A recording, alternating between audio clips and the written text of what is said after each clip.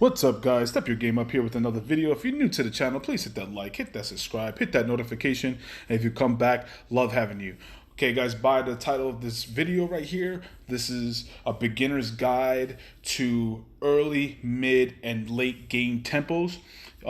What exactly is early game, mid game, and late game?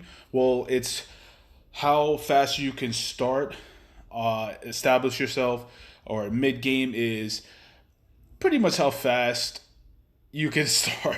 And late game is pretty much establishing your board state and winning in the long run. Okay. So early game would be considered, you know, turns 1 through 5, mid game 6 through 8, late game 9 to 10. Now, this is all my opinion. Some people might think early game is even earlier than 5, right?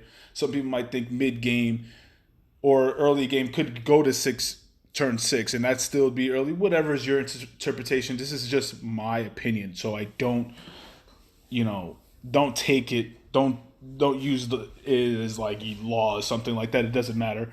Okay, so we're gonna get into the first deck. It's my beater deck. I don't use this deck at all. This is not my type of play style. I'm more of a mid-range to end game player. I say more mid-range is definitely my type of play style. Going into late game, I would say mid to late, most definitely. Early is just not my type of. It's not my taste. I don't really like it. So I'm gonna show you a couple of the win conditions of this deck right here. So we have the Doper. Okay, so I'm gonna let you guys look at what it does. And then I'm going to go into another card right here. Where is it? Insta Beast. Kind of goes well with it goes really well with the Doper. And the Insta Beast, if you can get the Shinobi, even with one hit, would pretty much, it's going to cripple people. It's going to cripple people. Okay, so now we're going to view, guys, and show you, what I'm using here in the deck. First, let's go with the first, hold on, guys. Let me back out of this real quick.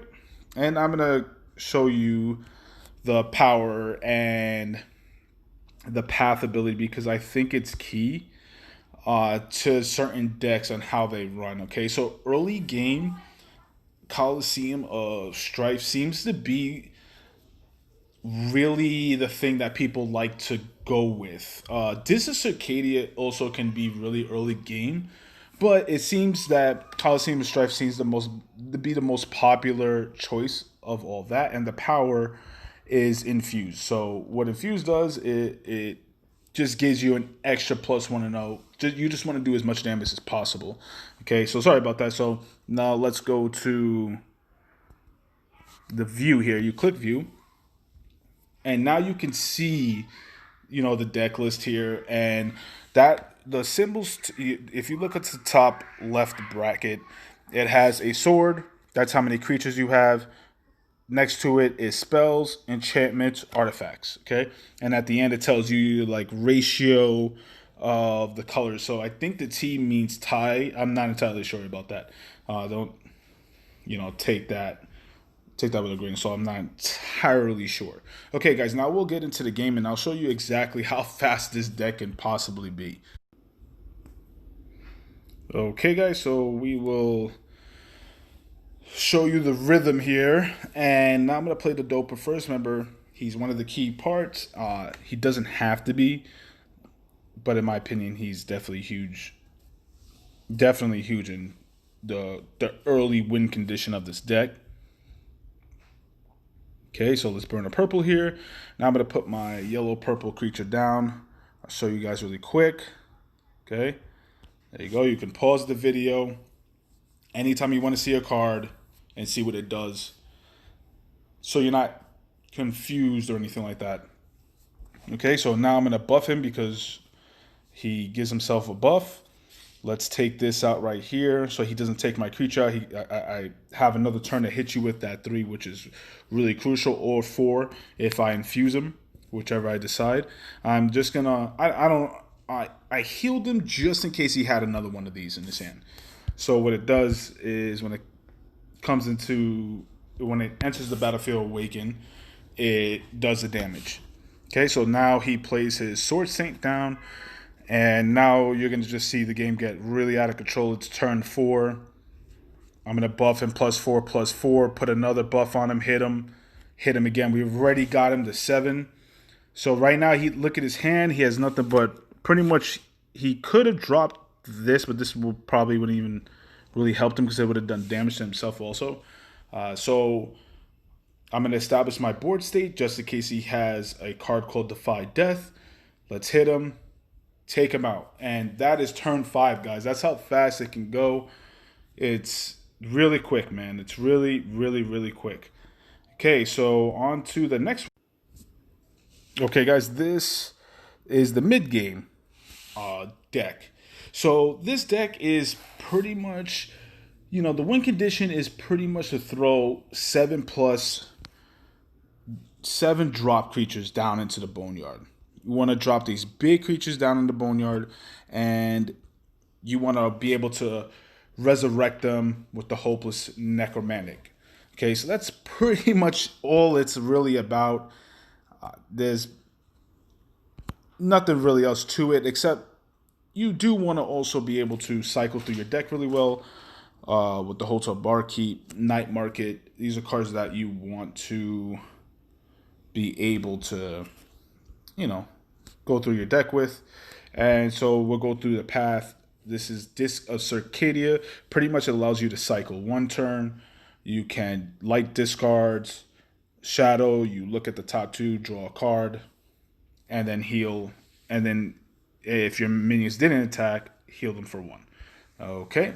And then the power is Smite. So every time you cycle with your Night Mark, whatever helps you cycle through the deck, you'll be able to hit them for that extra damage, 1 or possibly 2.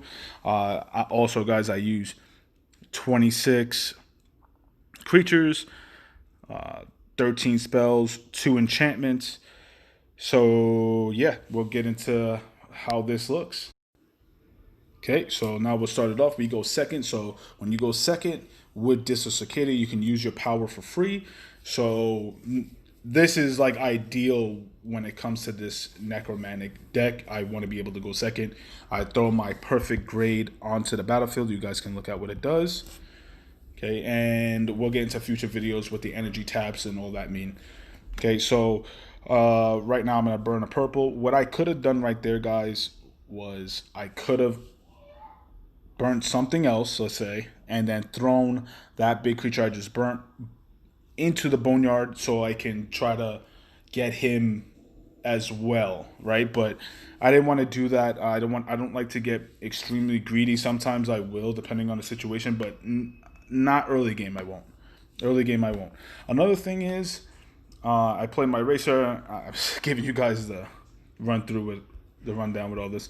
I could have played Night Market in the middle lane with his creature, across his creature. The reason why I didn't do that is because once I placed the Night Market, I didn't want him to start moving over to the left or right to get away from the Night Market. See, some people would want to remove the creature, but if they realize I'm playing this type of deck, they might want to just actually get away from it because they're probably going to think I'm going to throw the necromantic on top of it, and so they're going to get away from it. It's just kind of like playing your hand a little earlier than I want. I wanted to play another creature here.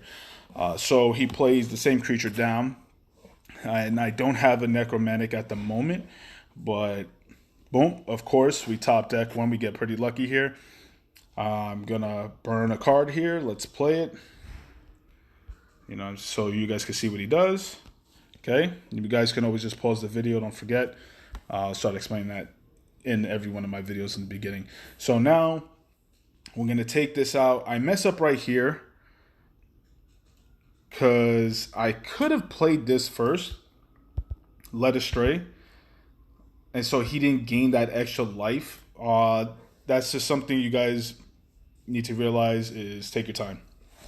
You don't need to go out there and rush and do things, because then you make even little mistakes like that. If you guys noticed my last video before this one, I won by 1 life left, right? So that 1 life can matter. It will matter a lot of the time. So now I'm just going to draw here. Boom. Boom. Let's burn a card. I think I'm going to burn the Axeman. And we'll hit him for 6, and then we'll move on. Now he's going to play. So this was interesting. I mean, he wanted to draw. I get it. But does he infuse? I didn't understand why he didn't infuse on that point, on that part also. Because now look, he burns, and you gotta do what you gotta do. Okay. So I make a mistake right here. I probably should have hit the path first. Because what happens when you go to the next cycle, you get Slayer. When it comes to the disc, you get Slayer. It allows you, when you're attacking, to do 1 extra damage. Okay, so now I'm gonna use Mind Freak. I wind up making a card more. Yeah, guys, I gotta start slowing things down for you here. So to understand what I did here, I played Mind Freak. You guys can read it, and this is the card that I decided to attack. You can read it. Okay, pause it, do what you got to do. So now we're on coming up on our turn 7. Okay, so now I'm on my turn 7. So what I'm going to do is let's destroy this guy. Let's bounce this creature back. The reason why I decided to bounce this creature, just in case you're wondering, why would you bounce a 0/1? Because when it enters the battlefield, you lose 2 life. Now I'm making him lose 4, and so he's getting even amount of life back here. So he doesn't get that extra life.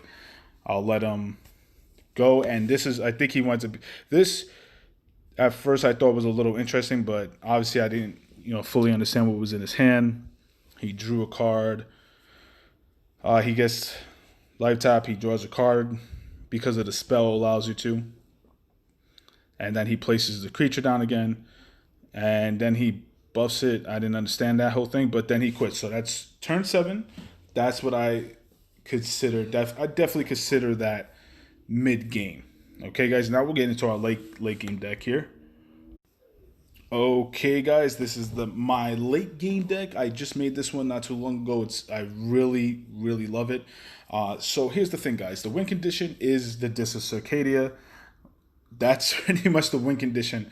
I guess you could say that about the Necromantic, but not really. This one is really cycling. I just want to keep gaining life, pretty much. That's all I want to do. So I use Mend, the power. You heal. I'm sorry, guys. So, show you guys for 2, you heal your minions for 2, and then gain 1 life.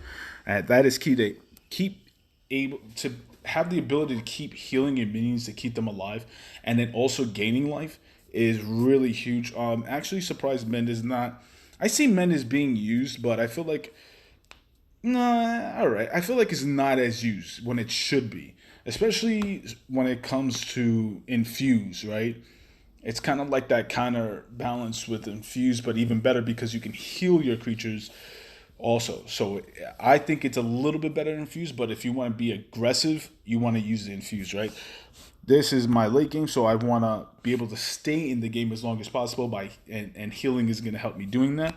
Some of the cards that help you cycle through the deck is anything that can generate a token. Okay, so the recruit, it helps you get the token. You want to be able to, when you use the disc and you have to discard a card, you want to be able to discard these tokens. So anything that can generate a token, sorry guys, that was kind of quick, or an item, right? You have items here. The night market allows you to grab 3 different items. The barkeep will help you use your powers multiple times in a turn. So those are the win conditions of the deck, most definitely. So here we have 34 creatures to 5 spells, 2 enchantments, no artifacts. I did want to show you a late game with a different power. A different path. I wanted to go artifacts, but I already just made a video with the artifact. You can also go back. I'll try to figure out how to put the link up below where you guys can, go back to that game and watch that one because that's a late game type of deck. All right, so other late game type like late game decks, I would say, are like enchantments, artifacts, or something built like this.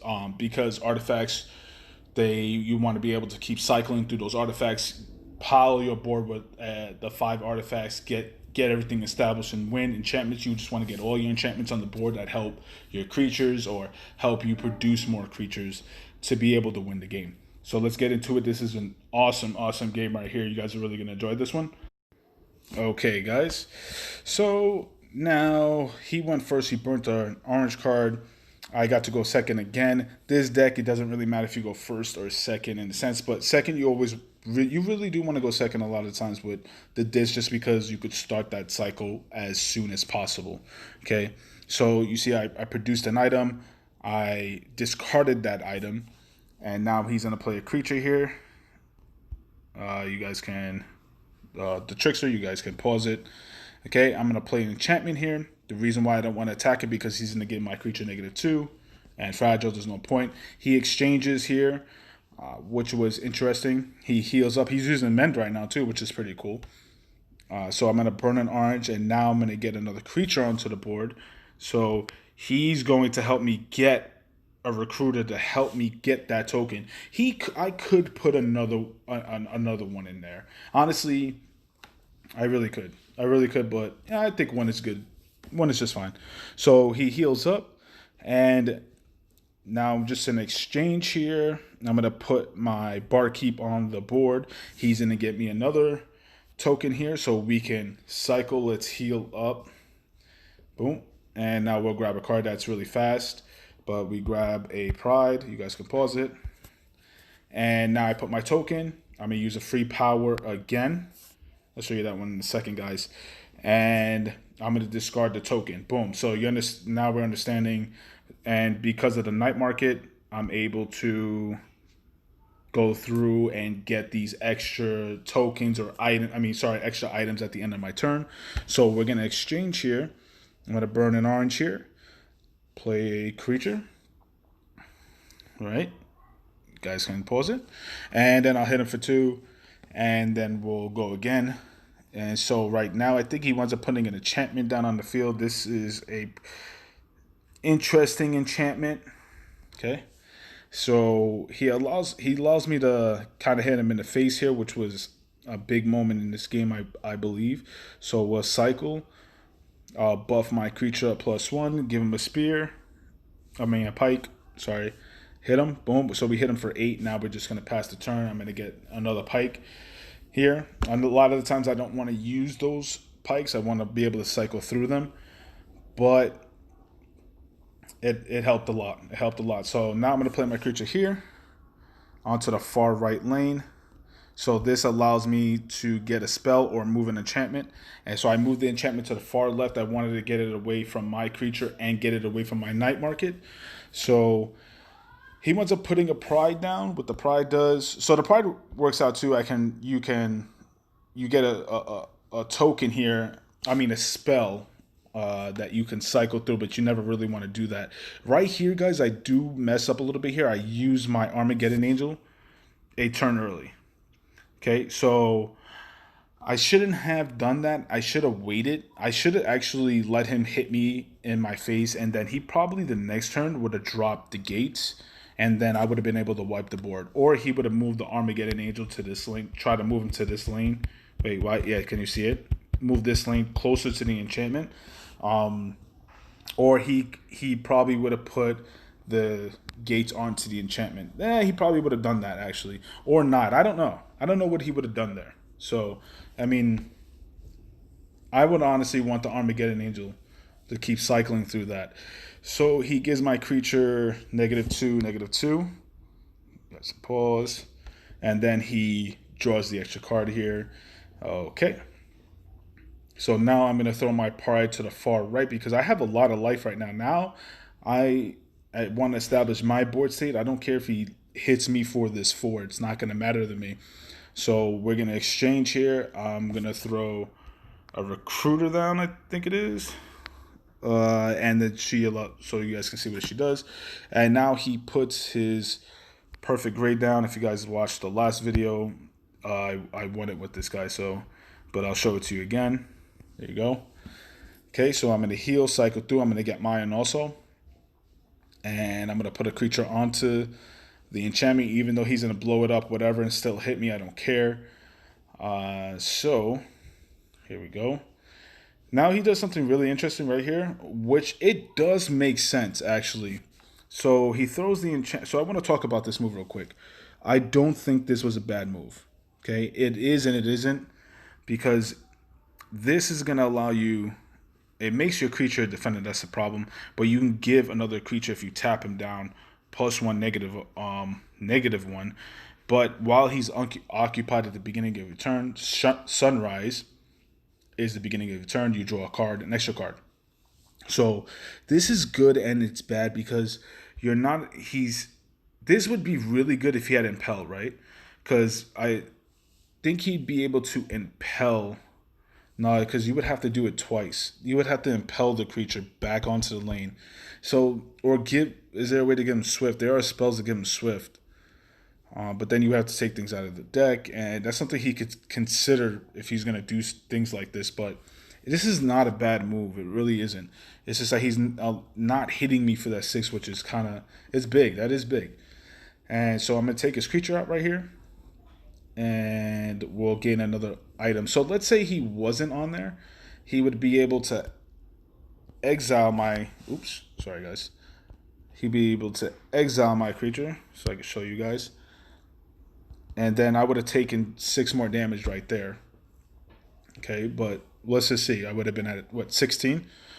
So we'll keep that in mind to see if that was the reason why he lost, maybe, right? Okay, so I'm going to heal up. Boom. So I'm going to keep track of that. So it would be at 17. I won't say it a lot of the time, but we'll keep track of it. And I think now it would be at 18, right? Okay. So it's just an interesting thing. But he's drawing an extra card, which he wouldn't have been doing, right? So honestly, I would have liked him on that enchantment, because if I do kill it, he'll get the token of himself onto the battlefield. So that would have probably been a better choice. So I don't know. Like I said, I don't know. That would have been another 6 though, right there, right? So what I would have been at 12 or something like that. And then what did I gain? 2 more this turn? I don't know. I'm at 14. I kind of lost track already. So right now we're gonna draw again. Okay, so because he used Spirit Away, I wound up getting this silly hollow, but that actually really helped me. It didn't really help me, but it helped. It helped. It helped. I think I would have been at 15 at this point. Okay. All right, so he wouldn't have been able to take my creature out anyway. I mean, not do any damage this turn anyway. All right, so this was big right here. So what the Boogeyman does. Okay.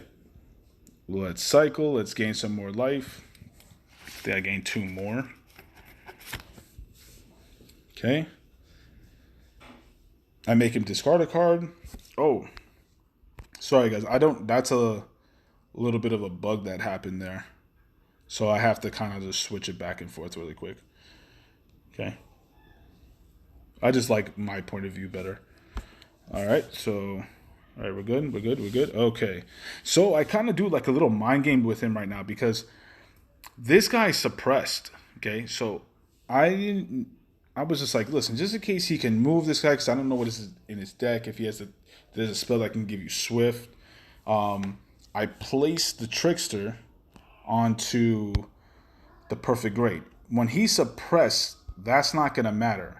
The Trickster's ability is not going to matter. No, it cancels out all the abilities and all the debuffs and buffs on the creature. It doesn't matter. So he probably thought it was on another creature here. So he swings, and that doesn't matter to me. So he winds up doing 2 damage. That was pretty cool.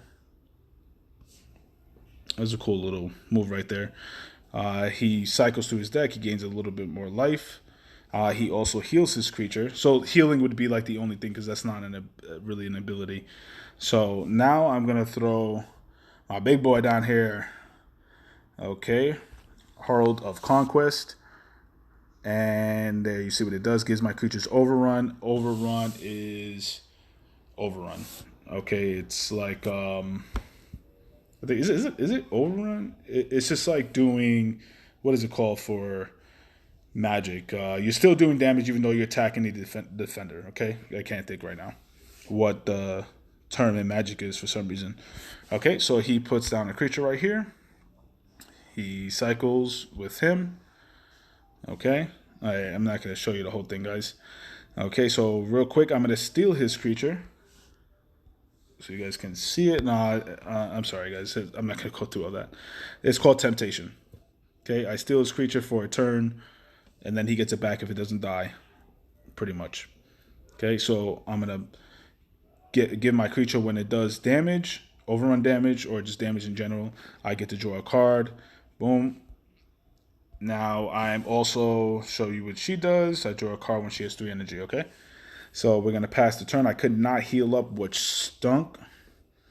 That did stink. And now he's gonna take my creature out with his enchantment here. Boom. He puts a creature over the enchantment. Hits his own creature. Now this is something that was really interesting. I guess he didn't want to take the 6 damage, but him taking out his own creature like that was interesting. That was really interesting. I don't know why he did that. I mean, I'd rather have gotten it back, but hey, I don't know the thought process behind there. So we're gonna exile him. He winds up getting an item because of that. We're gonna blow up the board with him. That's what he does. Okay. Now I'm gonna get my creature here, the barkeep. And we're going to cycle for free. Let's heal up. Boom. Then we get to heal up. It's beautiful. We're going to heal up with the men. Oh, no, I put the night market down. Okay, never mind. Let's see what we're getting here. Okay, I put a creature on top. Boom. Let's hit him for a total of 10. And then we're going to pass. We went because we have 2 night markets on the board. We're going to get 2 items now. Now we're really rocking and rolling and rocking. Rolling and rocking and rolling. So we're gonna -2 him here, guys. I did this just in case he had the spell to stop him from defy death, to stop him from dying. So I just want to establish a board state. I know he's not gonna have Armageddon Angel, and there's no way to really recur him at the moment. He doesn't have the enchantment to do so. Let's draw just in case. Let's hit him for that 5, leave him at 1, and then finish him off. Okay, guys. Yeah. So I really hope this helps you guys understand the different type of paces in the game, or tempos, quote unquote. So yeah, guys, I really appreciate you guys watching. There will be more beginner guides to this game. Thank you so much. I appreciate it. Don't forget to hit that like, that subscribe, that notification. Have a good one, guys.